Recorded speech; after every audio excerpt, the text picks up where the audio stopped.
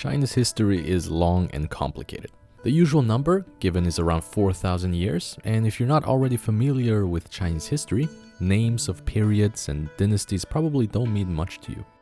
Luckily for you, I am here to help you gain a mental map of the region throughout history. Since the Chinese themselves often view their history as a mostly linear succession of dynasties, going through this line of succession is a very convenient way of getting a basic grasp of Chinese history, and exactly what I intend to do today. This video aims to give you a very basic, super simple, linear and easy overview of every Chinese dynasty, beginning with a few notes that we have to clear up.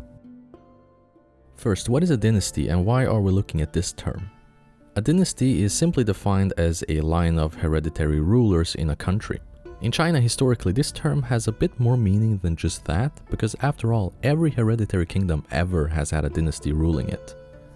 There are two relevant terms in Chinese here: Chao, which means dynasty, and Guo, which means country, kingdom, and so on. What made a state a Chao as opposed to a Guo was a question of legitimacy. So, was the state legitimate enough to be considered a dynasty, with a chance of uniting all of China under its rule?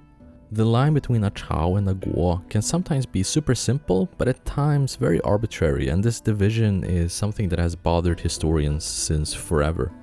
Sometimes, when no single legitimate dynastic state can be fully determined, this video will shift from dynastic succession to greater events and periods in Chinese history, meaning that this video will serve as a basic guide of dynastic succession and as a brief overview of important periods in Chinese history. This means that I will present a universally accepted version of dynastic succession, and so we will be taking a lot of things at face value here. Also, dates of when dynasties fall and rise are a simplification as well. Dynasties and states rarely just fall overnight, and these states just represent a traditionally held pivotal point in the rise or fall of a dynasty. Also, dynasties that split into different periods won't be counted as separate dynasties, more on what I mean exactly later on. But now that everything has been cleared out, let's go. With the first dynasty, we get a unique problem. Did it even exist? It's the mythological Xia Dynasty, which is traditionally the starting point from Chinese history, demigods and cosmic eggs notwithstanding. This remains a controversial topic among archaeologists and historians. The first written record we have of the Xia Dynasty appear in the Book of Documents, around a whole millennium after the fall of the Xia. Several sources point to different dates as the beginning and fall of the Xia, but let's just say around 2200 BC to 1600 BC. According to tradition, the first king was Yu the Great, who was given the right to rule by the mythological demigod Shen and established his own dynasty. Yu the Great is legendary for constructing channels that tamed the Yellow River and is considered an ancestral father of sorts to the Chinese. Very important indeed. The last king of the Xia dynasty was Jie, who was supposedly very corrupt, almost comically so, which led to its downfall. They were overthrown by the Shang, whose existence we can actually prove. This is because they loved to perform a form of divination, where characters were etched on ox scapulae or turtle shells and then thrown into fire. Some were not used or survived the process, thus giving us evidence partly for the dynasty itself, but also the oracle bone script, the earliest known ancestor of the modern-day Chinese writing system. The oldest such surviving bone, however, only dates to the rule of King Wu Ding, about halfway through the dynasty's rule, so there are still lots of uncertainty regarding the timeline of the Shang. Anyhow, the Shang supposedly had 17 kings, beginning with Da Yi and ending with King Zhou, who was said to be strong, capable and intelligent, but yet again comically evil and corrupt. This was probably an embellishment made by the following dynasty to justify usurpations of previous dynasties. See the Mandate of Heaven. The following dynasty will be known as the Zhou. They overthrew the Shang somewhere around year 1046 BC with the Duke of Zhou. He is considered another great cultural hero of great significance, and the dynasty he established will come to be the longest lasting in Chinese history. It initially lasted until year 771 BC, some political stuff happened, and a new period of the rule of the Zhou began. The former capital was Fenghao, which lied to the western part of the territory, thus the first period of the Zhou is called the Western Zhou. The new capital was mainly Luoyang, which lied to the east of the old capital, thus spawning the term Eastern Zhou. This way of splitting up periods of a dynasty into cardinal directions is a very common thing in Chinese history, and you'll see it several times in this video. The Eastern Zhou would fall off greatly. The first half between 771 BC and 475 BC is called the Spring and Autumn period, and is a period of decline as its territory would slowly become more independent. The other half between 475 BC and 221 BC is the Warring States period, and that's when all hell broke loose and war would last for a hot minute. During this time, the Zhou were only paid lip service and ultimately vanished when the Qin came out victorious from the whole Warring States thing.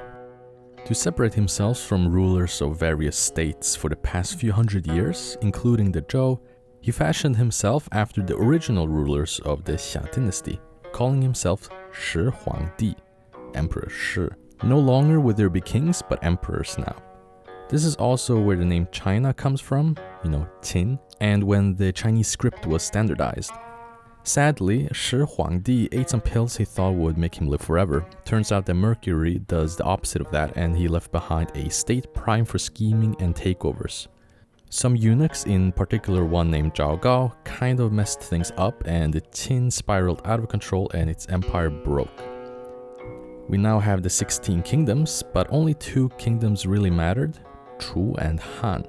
Han won the whole thing, and in the year 202 BC we have dynasty number 5. The Han Dynasty is considered a golden age in Chinese history and lends its name to the ethnic group that we today know as the Han, also the largest ethnic group in the world today. Although it was the Qin who standardized the Chinese script, Han refined it, and today we call it Hanzi. There was an interregnum period from 9 AD until the year 23 AD when the Han fell, temporarily replaced by the Qin Dynasty and then restored by the Han again. The first period is called Western Han, and the one after restoration is the Eastern Han.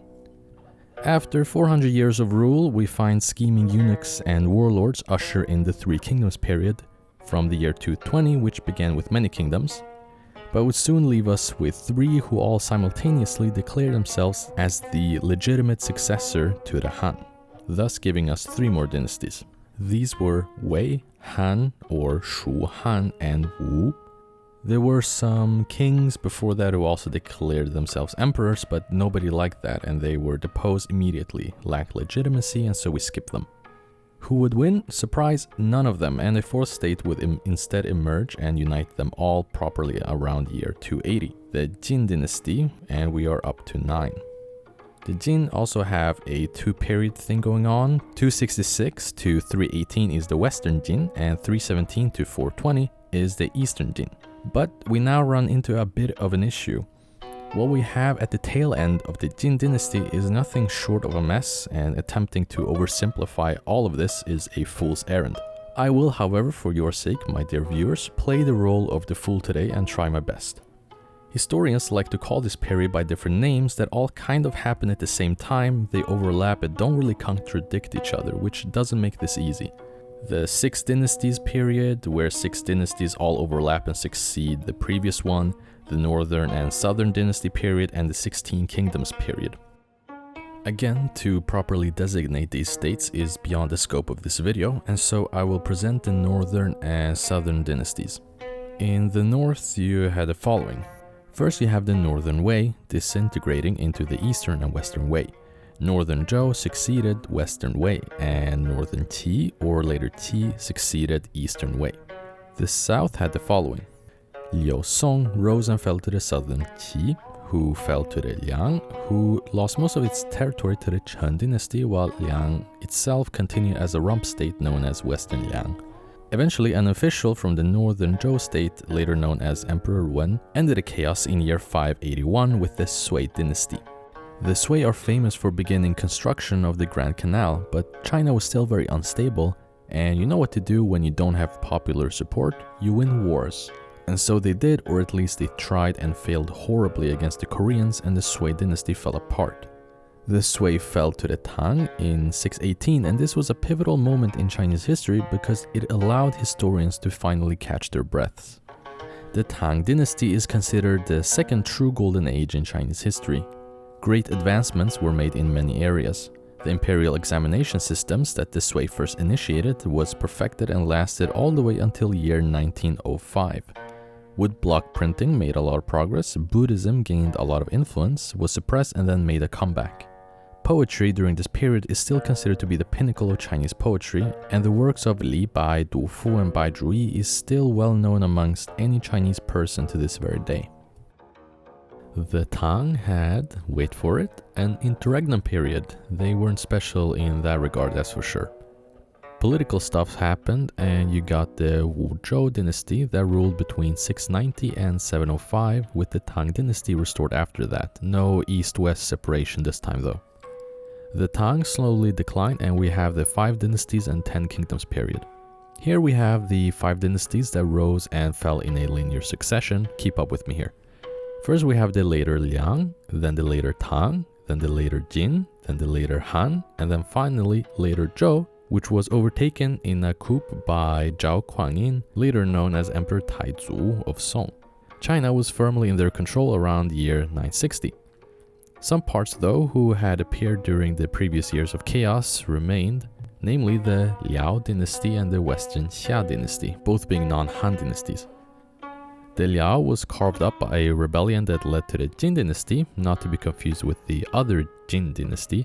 This Qin Dynasty created a lot of havoc and never quite managed to conquer the Song, but did take enough of their territory around 1127 with the Jinkang incident to make the rest of the Song period between 1127 and 1279 become known as Southern Song, and the Song before that, Northern Song. Nevertheless, the Song dynasty is generally considered to be another golden age. The population would grow to around 110 million people, the economy was the most prosperous in the world, and it was during the Song that the first recorded formula of gunpowder was made. We also have a period of great art and poetry. But nothing gold can last, and the Jin were conquered by the Mongols, who then flirted a bit with the Song, but decided that conquering it sounds a lot nicer, and we have the Yuan Dynasty led by Kublai Khan. This time would be a precedent for future dynasties in terms of laying claims to the lands around previous Chinese borders, such as Tibet and Mongolia, and a time of cultures mixing and moving. They of course fell, and the Han took China back with the Ming Dynasty. The Ming oversaw yet another golden age. We know them for their amazing porcelain, or china, and many sites that we associate with China today, such as most of the Great Wall we see today, the Forbidden City, and the Temple of Heaven. This was not to last, however, of course, as the Manchu from the north came down and took it all over, creating the Qing Dynasty. These were yet again a non-Han dynasty, and this is kind of where we start seeing the modern Chinese borders seriously forming. The Qing were incredibly prosperous for a time and oversaw the last dynastic golden age that lasted for an impressive 115 years approximately, during which the population would grow immensely and territory expand. Sadly though, the Qing carries a legacy of opium wars and a century of humiliation, as they were unable to adapt to an ever-changing political, social, and military climate. This culminated into the Xinhai Revolution in 1911 that ended all dynastic succession. And with that, we have our timeline. 4,000 years of dynastic rule in 14 minutes. The cycle of rise and fall, unification and division would finally come to an end, for now.